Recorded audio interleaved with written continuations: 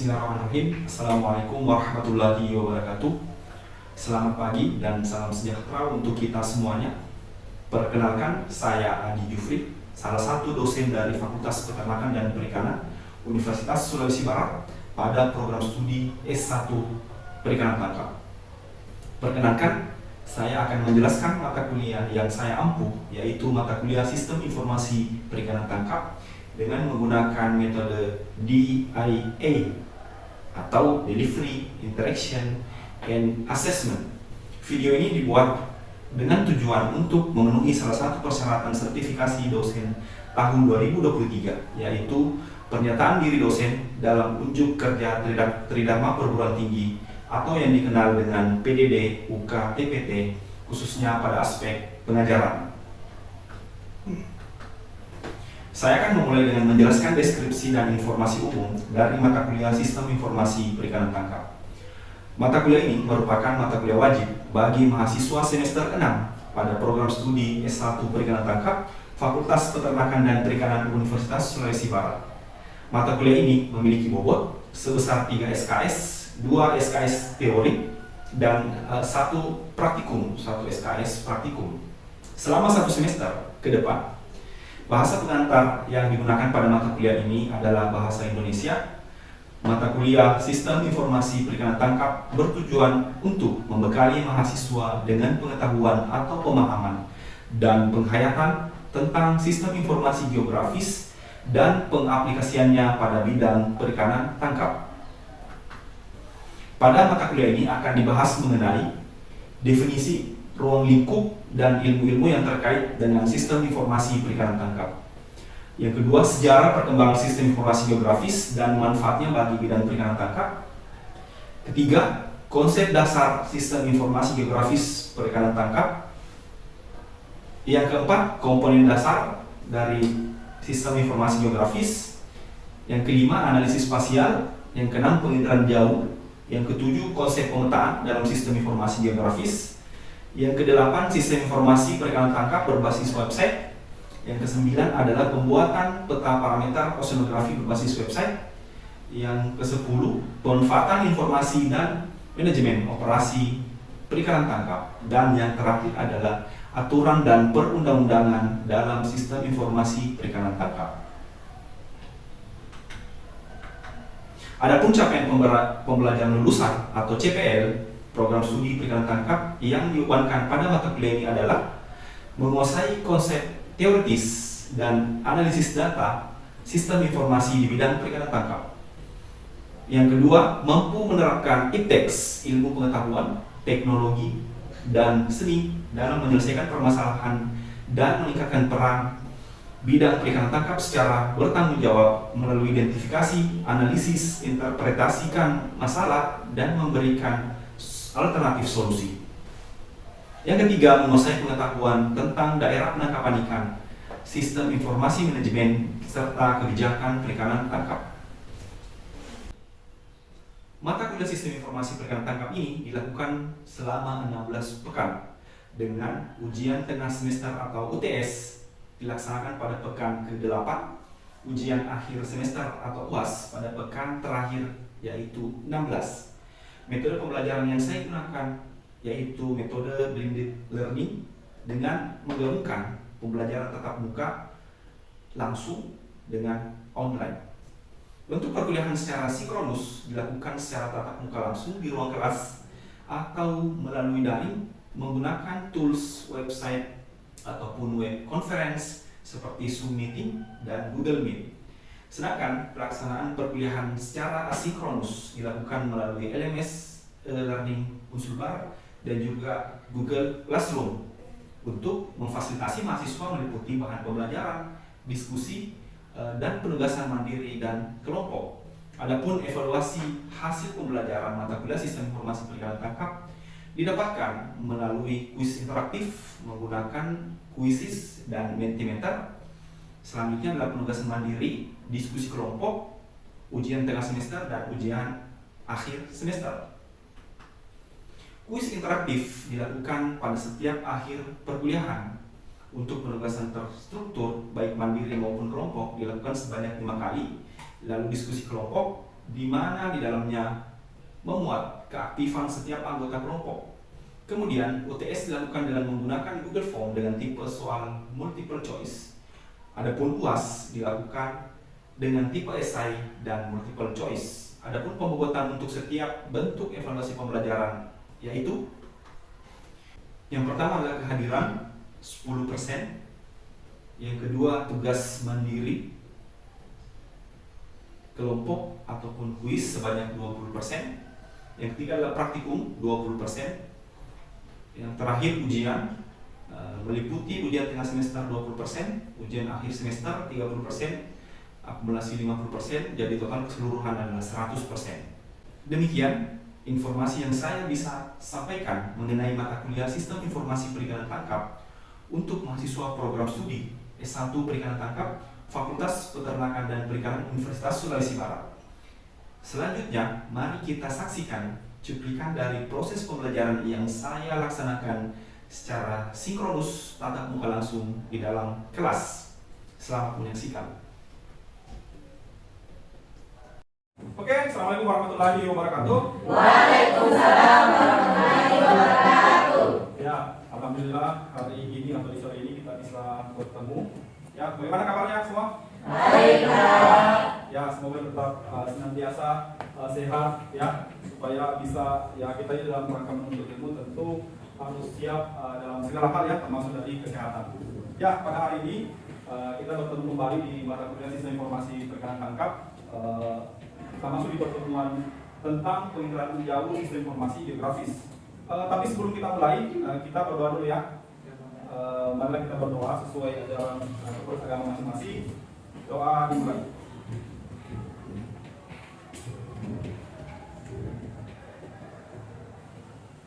Amin, selesai.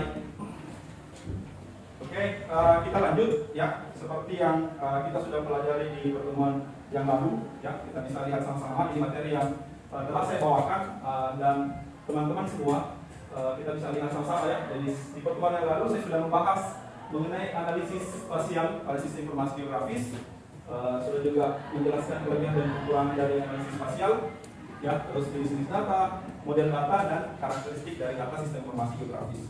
Untuk hari ini kita akan masuk kepada bahasan ini, ya. Jadi adalah mahasiswa mampu menjelaskan dan menguraikan tentang teknik pengiraan jauh pada sistem informasi geografis. Ini bisa kita lihat sama-sama. Ya, ada capaian pembelajaran mata kuliah atau CPMK dari mata kuliah kita ini. Ya, mahasiswa bisa lihat adalah setelah mengikuti mata kuliah ini, mahasiswa memiliki pengetahuan atau pemahaman dan penghayatan tentang sistem informasi geografis dan pengaplikasiannya pada bidang perikanan tangkap. Ya, di mata kuliah ini sebagaimana beberapa mata kuliah spesifik di prodi kita ya di perikanan tangkap, maka tentu mata kuliah ini menjadi penting dan selalu saya bilang bahwa ini menjadi skill ya. Di mata kuliah ini merupakan salah satu dari 3 mata kuliah seperti pengiraan jauh, pemetaan dan sistem informasi geografis. Keterkaitannya mungkin nantinya adalah skill kalian punya ya ketika bekerja, skill membuat peta dan seterusnya ya. Jadi inilah nanti pada hari ini yang akan kita bahas mengenai teknik pengiraan jauh pada sistem informasi geografis. Ya, seperti yang ada di slide pertama. Kita lanjut. Ya, sebelum masuk lebih jauh, kita terlebih dahulu menjelaskan atau berkenalan dengan apa sebenarnya pengiraan jauh. Ya, nanti akan mudah kita pahami semua dari gambar yang ada. Kalau kita lihat definisi, dia adalah ilmu dan teknologi. Ya, kadang juga ada beberapa ilmuwan atau mendefinisikan ya ilmu, teknologi dan seni. Ya, jadi bukan cuma ilmu dan teknologi, tapi adalah seni. Ya, ada ilmu, teknologi, ya, dan seni. Ya, ini yang kadang tambahannya adalah seni. Ya, karena seni itu sendiri adalah bagaimana mempercantik. Ya, coba kita lihat bahwa di dalamnya kan nanti ada peta-peta. Ya, seperti ini. Otomatis unsur seninya ada di pemilihan warna. Ya, untuk unsur seni dari yang kita akan pelajari dari mata kuliah ini adalah memilih warna. Ya, karena seperti misalnya ketika salah memilih warna, ya otomatis akan tampilan kurang bagus ya, katakanlah nanti warna lautnya diubah menjadi hitam kan, jadinya gelap ya dan seterusnya. Atau misalnya ada warna coklat dan coklatnya mendominasi ya, makanya dikatakan sebagai ilmu teknologi dan seni ya. Jadi untuk mata kuliah ini termasuk dengan kesenian ya, termasuk adalah seni memilih warna dan seterusnya, mendesain dan seterusnya. Kita lanjut.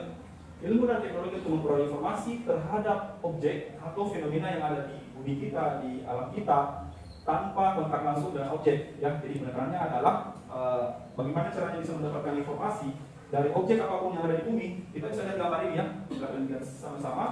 Ada matahari sebagai sumber energi, ada gedung, ada rumah, ada jalan, ada tanah liat, rumput, air, kehutanan, pohon ya. Terus nanti di dalamnya ada sensor ya, kita bisa lihat sama-sama. Terus bagaimana interaksi dari banyak objek ini terhadap matahari diterima oleh sensor dan kemudian diolah oleh stasiun bumi dan kemudian sampai di kita ya. Jadi kita sebagai semua di sini akademisi, mahasiswa, dosen menggunakan sistem informasi geografis ini sebagai user ya, sebagai pengguna. Jadi kata kunci dari definisi penginderaan jauh ini adalah suatu alat tanpa kontak langsung dengan objek dengan memanfaatkan gelombang elektromagnetik ya, gitu ya. Jadi saya rasa mudah untuk kita pahami dengan melihat ilustrasi gambar yang ada di atas. Kita lanjut.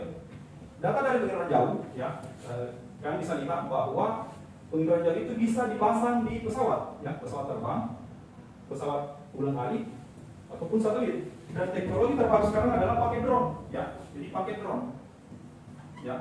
Ini drone sekarang menjadi teknologi terbaru ya, bagaimana kemudian bisa memetaan itu ataupun penginderaan jauh itu dengan menggunakan drone ya. Jadi drone dipasangi kamera ya atau sensor ya, dipasangi sensor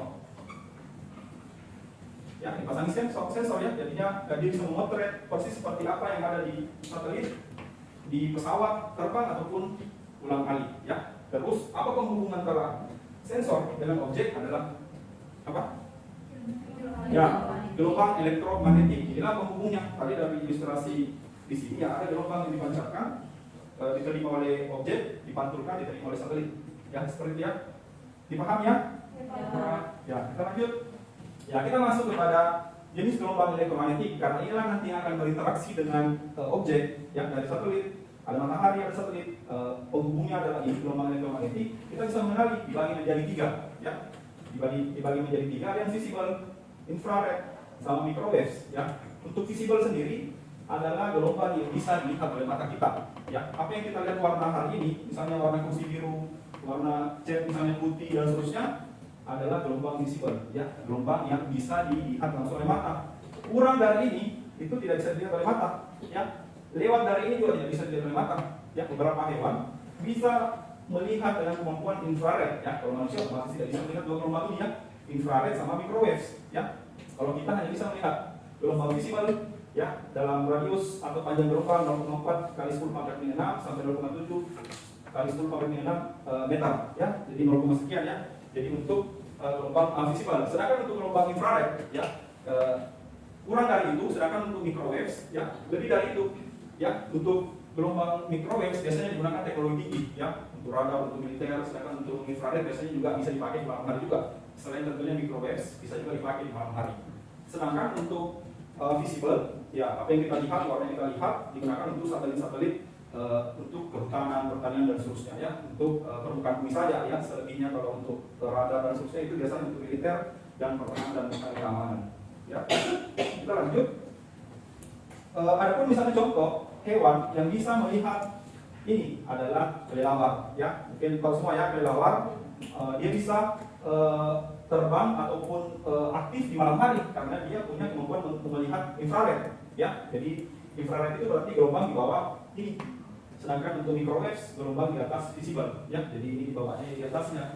Untuk hewan-hewan yang bisa melihat di malam hari berarti dia punya kemampuan melihat gelombang infrared ya, gitu ya. Jadi harusnya boleh dipahami dari spektrum tampak ya. Bahasa Indonesia visible adalah spektrum tampak, sedangkan ada inframerah dan gelombang mikro.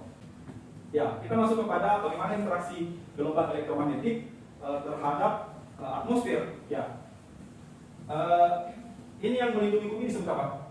Atmosfer. Ya, atmosfer ya. Jadi atmosfer itu adalah lapisan yang melindungi bumi. Mungkin pernah saya jelaskan di yang lain ya, di mata kuliah yang lain, bahwa bumi kita tanpa ada atmosfer itu panas sekali di siang hari ya, dan akan dingin sekali di malam hari ya. Inilah yang kemudian melindungi bumi dari suhu ekstrim, baik itu yang tinggi sekali ataupun membeku ya. Kita bisa lihat bahwa interaksinya itu adalah ada yang terhambur ya. Ini ada masuk cahaya ya dari sensor ya, satelit masuk ke dalam, terhambur. Ada juga yang langsung terserap ya. Kenapa terserap?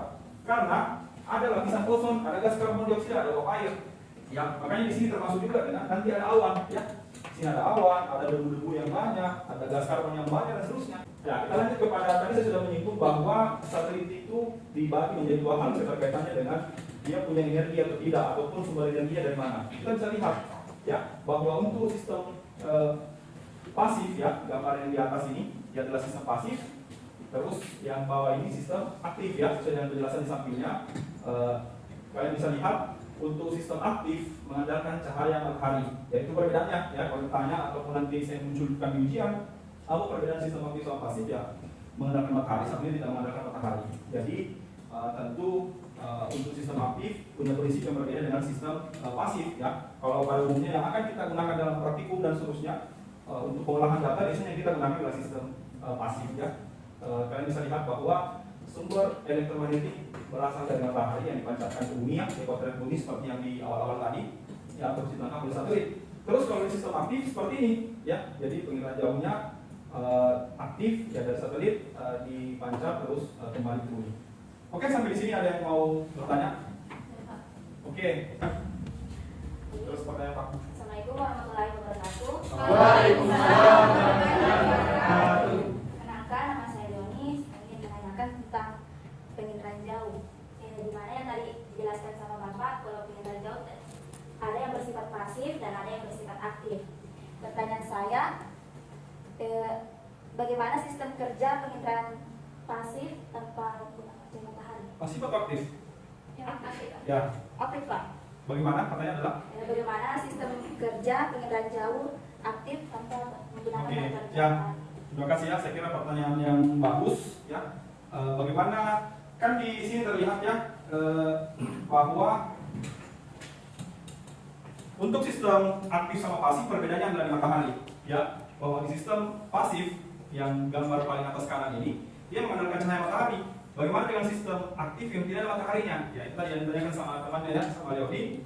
Di mana sumber energi dari sistem aktif ini? Jawabannya adalah dari dia sendiri. Ya, jadi satelit aktif ini adalah satelit yang memang dibekali dengan energi. Ya, ditandai nanti ada dia punya kayak ini ya thermal ya. Jadi untuk menyerap cahaya matahari dan kemudian menyimpan energi, dan energi itu dipakai untuk memancarkan kembali. Ya, jadi dia punya energi sendiri. Ya, yang kemudian dipakai untuk memancarkan seperti tanda panah ini ya. Kalau kalian bisa lihat semua ini gambarnya jelas dari satelit memancarkan gelombang elektromagnetik sendiri ya. Dalam hal ini radar ya, gelombang microwave, terus dipancarkan, dipantulkan, diterima dan diolah. Beda dengan ini ya. Kalau yang pasif adalah bagaimana kemudian matahari menyinari, itulah sumber gelombang elektromagnetik, dan kemudian dipantulkan, diterima oleh satelit. Seperti itu ya, Leoni? Dipahami? Ya, oke. Terima kasih ya. Oke, kita lanjut ya. Nanti kalau misalnya ada lagi yang mau bertanya, ya silakan angkat tangan. Nanti saya akan persilakan tentu terkait dengan apa yang saya sampaikan hari ini. Kita lanjut. Tadi saya sudah menjelaskan sistem pasif dan aktif. Kita lanjut kepada ini contoh peta ya, hasil dari penginderaan jauh adalah salah satu daerah di Kabupaten Pangkep yang di kepulauan.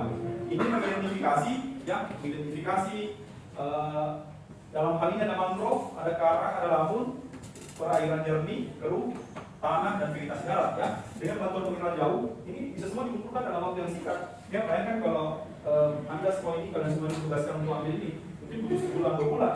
Ya, tapi data penginderaan jauh bisa seharian saja ya, mungkin tergantung field dan seterusnya. Yang kita bisa lihat, yang warna biru ini, kira-kira apa dari legenda?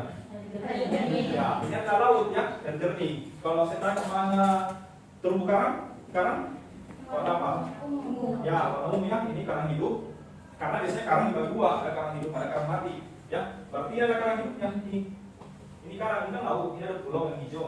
Ya, yang ini bukan pulau, tapi ini adalah lamun ya, dengan karang tercampur atau apa yang lebih mudah, air keruh ya. Nah, sementara di sini ada daratan, ya, ini ada air keruhnya. Kalau yang kuning apa?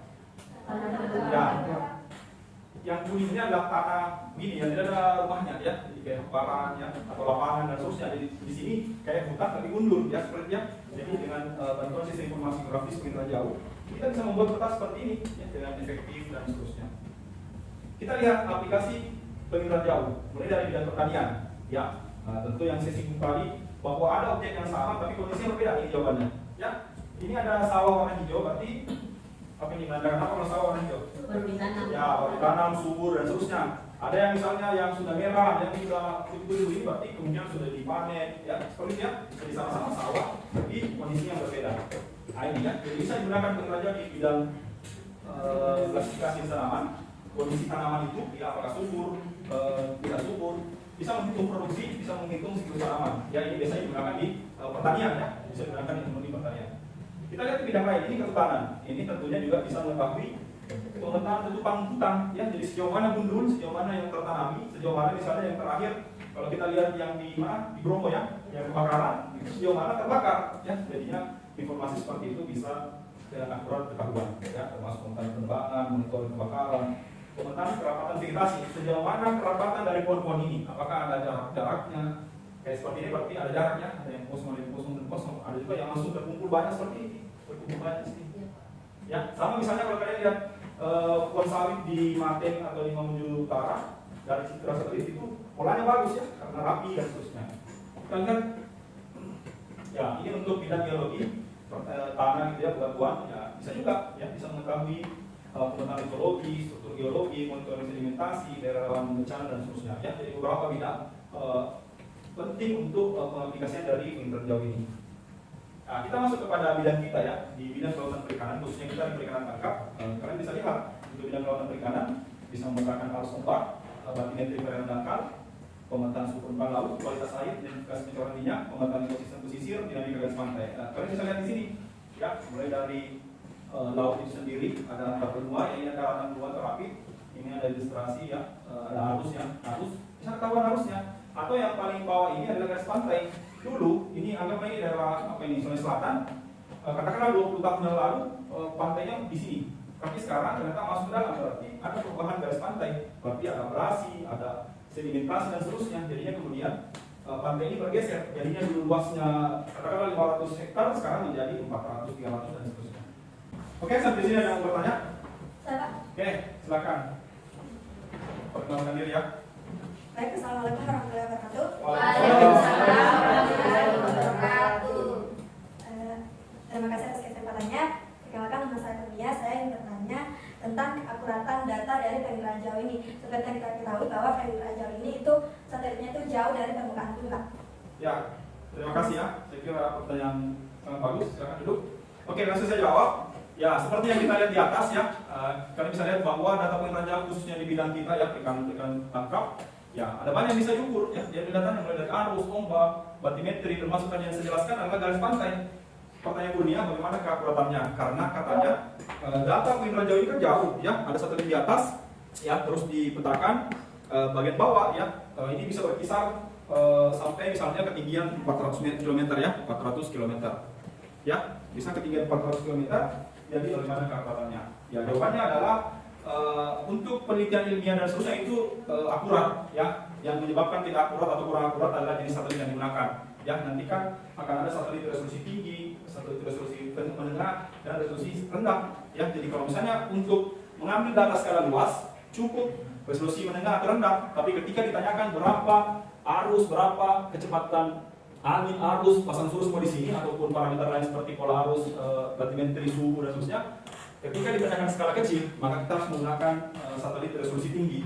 Ya, jadi jawabannya adalah sangat akurat atau akurat tergantung dari jenis citra satelit yang digunakan. Jadi untuk semua data ini bisa dikumpulkan dengan sistem penginderaan jauh, itu bisa dibuktikan secara ilmiah, ya, bisa dipertanggungjawabkan keakuratannya. Jadi mau digunakan untuk survei, untuk hal apapun, untuk bentuk kebijakan oleh kementerian misalnya atau dinas kelautan perikanan, itu bisa saja, ya. Seperti itu. Oke, kita lanjutkan ya. Kita masuk kepada apa keuntungan menggunakan data penginderaan jauh. Ya, tadi saya sudah paparkan keunggulannya ya, atau di bidang mana saja bisa digunakan, terutama di bidang kita ya, kelautan perikanan atau di bidang perikanan tangkap. Ada 3 keuntungan mempelajari dan menggunakan data penginderaan jauh. Yang pertama adalah biaya yang dibutuhkan murah, ya, dibanding harus survei manual. Ya, kalian harus datangi. Tadi misalnya di daerah Sulawesi Selatan atau daerah Pasangkayu atau Mateng. Ya, kalau kita datang kan harus bayar mobil ke sana, bayar bensin dan seterusnya, modal penggarapan dan seterusnya. Tapi dengan penginderaan jauh, dengan bantuan satelit, ya kita bisa datang. Tanpa perlu kita bisa mendatang, tanpa perlu datang ke sana. Ya, itu yang pertama. Yang kedua adalah pengumpulannya berkala. Artinya saya ambil hari ini, 2 hari yang lalu, 3 hari yang lalu, minggu lalu, 2 minggu lalu, bulan lalu, tahun lalu dan seterusnya. Sementara kalau saya harus datangi langsung, otomatis saya harus datang besok, lusa, ya. Dan biayanya lagi kembali lagi ke nomor 1 bahwa biayanya lebih besar, sangat besar bahkan. Yang ketiga adalah waktu yang dibutuhkan akan lebih singkat. Yaitu tadi, kalau manual itu bisa sebulan 2 bulan. Kalau dengan penginderaan jauh, ya ini mungkin sehari 2 hari. Ya kita download citra, kita download data, diolah menggunakan komputer masing-masing, laptop masing-masing, dan kemudian kita bisa duduk dengan tenang, bekerja dengan tenang, dan menyelesaikan pertanyaan, ya ataupun data-data yang diperlukan. Itu keuntungan ya. Jadi ini ada 3 hal keuntungan menggunakan data penginderaan jauh.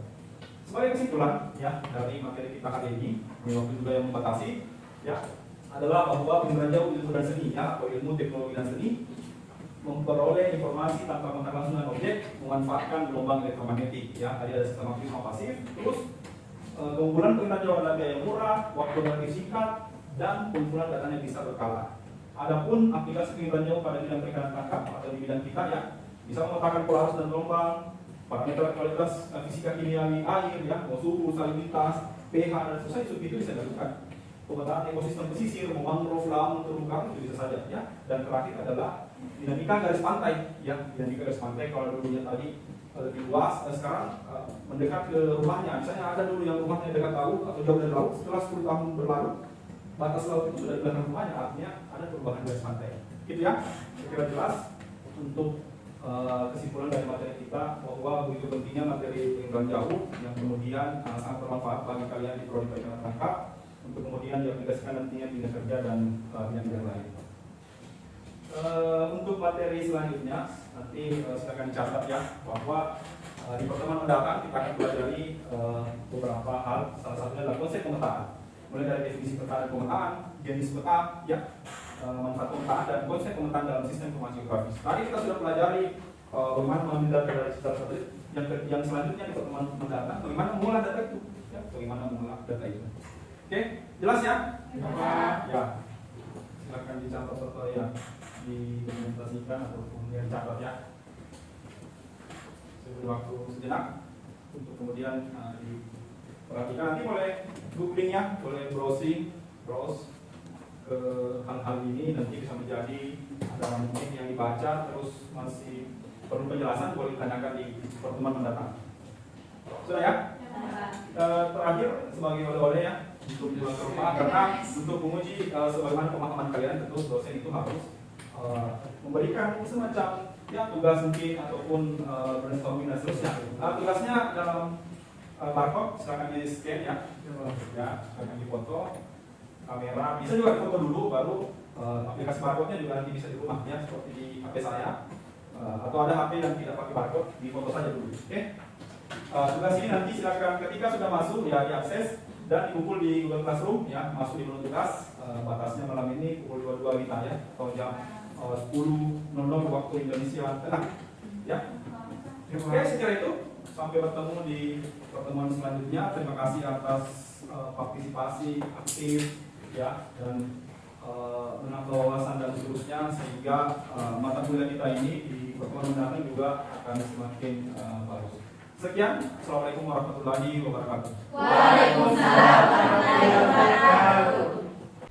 Demikian deskripsi singkat serta cuplikan proses pembelajaran dari mata kuliah Sistem Informasi Perikanan Tangkap yang saya ampuh. Semoga dapat memberikan gambaran mengenai kinerja pengajaran yang saya lakukan, khususnya pada mata kuliah Sistem Informasi Perikanan Tangkap di Prodi S1 Perikanan Tangkap, Fakultas Peternakan dan Perikanan Universitas Sulawesi Barat. Saya mengucapkan banyak terima kasih kepada seluruh pihak, tim penilai, dan tim panitia sertifikasi Smart Dosen tahun 2023, khususnya dari Direktorat Sumber Daya, Dirjen Dikti dan Ristek. Tidak lupa juga saya ucapkan terima kasih kepada Universitas Sulawesi Barat, Fakultas Peternakan dan Perikanan, rekan sejawat, dan rekan-rekan mahasiswa. Demikian yang dapat saya sampaikan. Mohon maaf atas segala kekurangan. Wabillahi taufiq wal hidayah. Wassalamualaikum warahmatullahi wabarakatuh.